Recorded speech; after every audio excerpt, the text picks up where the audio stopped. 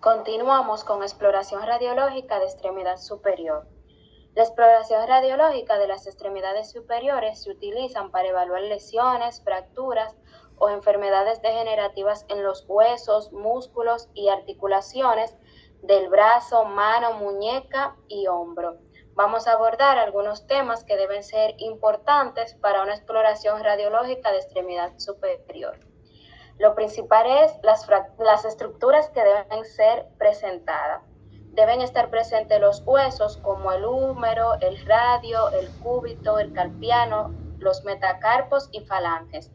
Las articulaciones, el codo, la muñeca y el hombro. Y también se pueden ver tejidos blandos en caso de lesiones y fracturas. Explicación al paciente sobre el estudio a realizar. Antes de realizar el estudio, se debe informar al paciente sobre el procedimiento de manera clara. Lo primero es que le vamos a decir que le vamos a realizar una radiografía, ya sea de su mano, de su muñeca, de su antebrazo. Le debemos decir que es un proceso que no causa dolor, que vamos a utilizar radiación, pero que es completamente indoloro. Y también hacerle saber que es importante que él se mantenga quieto para evitar que las imágenes salgan borrosas. Y si es necesario, se le va a retirar cualquier objeto de metal que pueda obstruir las imágenes. Pueden ser como relojes, anillos, guillos, etc. Medidas de protección que deben ser aplicadas para minimizar la exposición a la radiación. Se deben aplicar las siguientes medidas de protección: uso de delantales plomados en las áreas que no van a ser estudiadas. En este caso sería la zona abdominal y la zona pélvica. Colocación de protectores gonadales si es necesario. Reducción del tiempo de exposición y uso de la menor dosis posible sin comprometer la calidad de la imagen. Y la distancia adecuada entre el paciente y la fuente de radiación cuando sea necesario.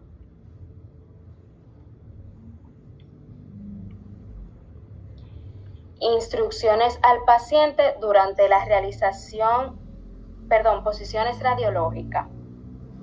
Dependiendo de la parte de la extremidad superior que se esté explorando, las posiciones radiológicas pueden variar. Para el brazo y el codo, el paciente se coloca de forma que el codo esté extendido y el brazo en una posición cómoda. Se pueden realizar proyecciones de AP y lateral. En el caso de la muñeca y los dedos, el paciente debe colocar la mano sobre el receptor de la imagen con la muñeca extendida y los dedos alineados a aproximadamente 2 a 5 grados en la posición PA y lateral, y en la oblicua a 45.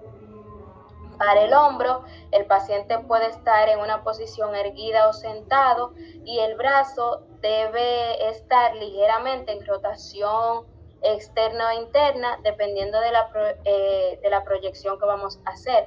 En el caso de esta toma de radiografía, debemos tener en cuenta no realizar cortes anatómicos para que todas nuestras extremidades se puedan ver de la manera correcta. Y también es importante preguntarle al paciente por qué le envían a realizar el estudio, ya que este nos puede ayudar a poner la posición que realmente necesita. Instrucciones al paciente durante la realización del estudio. Las instrucciones deben ser claras para que el paciente obtenga la mejor imagen posible. El paciente debe mantenerse inmóvil durante la toma de imagen. Se le puede pedir que respire normalmente, ya que en estas estructuras no importa que el paciente respire, pero si lo necesitáramos, podemos pedírselo. Es esencial que el paciente siga las indicaciones sobre la posición del brazo y la mano. En este caso, como llegan, por ejemplo, pacientes con fracturas o accidentados y no pueden mantener la posición, siempre es bueno que se les dé ayuda para poder obtener una mejor imagen. Siempre se le pide al acompañante que ayude al paciente a mantener la posición. y se le quitan todos los objetos, pulseras, anillos, relojes, otros artículos de metal que puedan crear o dañar la calidad de la imagen. Dirección y nivel del rayo central. El rayo central debe estar correctamente alineado para obtener una imagen precisa de la zona a examinar. Para el codo debe estar el rayo perpendicular al codo a nivel de la articulación y debe estar en la superficie. Para la muñeca y la mano, el rayo central debe pasar a través de la articulación principal o la zona de la fractura o lesión. Para el hombro, el rayo debe dirigirse al centro de la articulación del hombro, dependiendo de la proyección que se requiera. Colimación. En un estudio de extremidades superiores, la colimación debe ajustarse a la zona de interés, generalmente abarcando alrededor de 1 a 2 centímetros por encima y por debajo del área a evaluar, asegurando que solo se incluya las estructuras óseas relevantes. Es de suma importancia colimar de manera correcta, ya que primero vamos a tener una buena calidad de la imagen, pero también no vamos a exponer a nuestro paciente a radiaciones innecesarias. Los factores de exposición sabemos que son kilovoltaje, miliamperaje y tiempo de exposición. El kilovoltaje es la cantidad de rayos X. El kilovoltaje es el factor que controla la penetración de rayos X y el miliamperaje es el que controla la cantidad de rayos X producido. Esto se va a aumentar o su valor va a depender de la zona que nosotros queramos evaluar. Por ejemplo, en el caso de la muñeca, el kilovoltaje va de 55 a 65 y el miliamperaje de 5 a 10. En el amperaje, en la muñeca, en el antebrazo, el kilovoltaje va de 55 a 70 y el miliamperaje de 10 a 15. En las manos y en los dedos, de 50 a 60 y el miliamperaje de 5 a 10. Si nos damos cuenta, en los huesos que son más finos, estos factores son menor, pero a medida que va aumentando, ellos aumentan, puesto que si el paciente tiene mucha masa muscular, hay que aumentarlo. Pero también en pacientes pediátricos se debe disminuir mucho menos de la dosis mínima. Y, por ejemplo, si el paciente tiene yeso o otro artículo, se debe aumentar para que se pueda ver mucho mejor. En equipos digitales se puede hacer mucho menos valor de lo que ya conocemos. Hasta aquí mi parte. Buenas, entonces continúo con exploración radiológica de cintura escapular. La cintura escapular, también llamada cintura pectoral, es la estructura ósea que conecta los miembros superiores con el tronco. Siguiente. Las estructuras que deben estar presentadas, o sea, lo que deben incluir en este estudio deben ser las siguientes: clavícula, escápula, aquí entra lo que es el acromión, espina de la escápula, cavidad glenoidea, apófisis coracoide, articulación acromioclavicular, articulación esternoclavicular, articulación glenohumeral y el húmero proximal. Siguiente.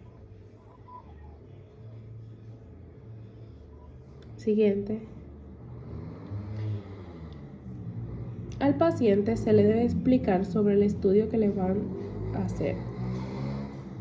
El paciente debe recibir una explicación clara sobre el procedimiento. Se trata de un estudio con rayos X para evaluar los huesos y articulaciones de la cintura escapular.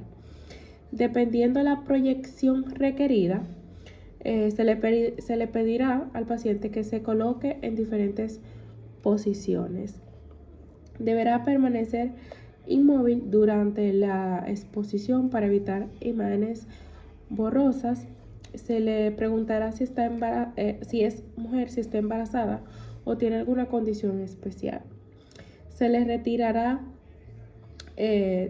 todo metal que traiga encima, ya sea anillo, cadenas, aretes, relojes, correas, etcétera. Siguiente.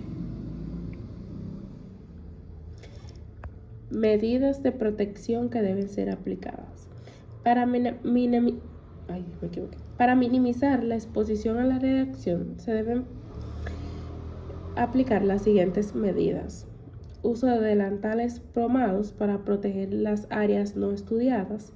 Uso de protectores tiroides si es posible. Uso de menor dosis de radiación para comprender la calidad de la imagen. Y ubicación adecuada del paciente para evitar repetir el estudio. Siguiente. Entre las posiciones radiológicas para evaluar la cintura escapular están la clavícula, estaba AP y axial, escápula, AP, lateral, articulación acromioclavicular, AP bilateral con carga y sin carga, articulación glenohumeral, AP en rotación externa e interna, axilar y proyección de West Point. Siguiente. Instrucciones al paciente durante la realización del estudio. Se le debe decir al paciente que debe permanecer quieto para evitar imágenes borrosas, seguir las indicaciones del técnico, o sea, si el técnico le dice que debe levantar la mano o girar el brazo, hacer flexión, extensión y así sucesivamente. En proyecciones con carga, sostener un peso en la mano sin encoger los hombros y informar si siente algún dolor durante el posicionamiento. Siguiente.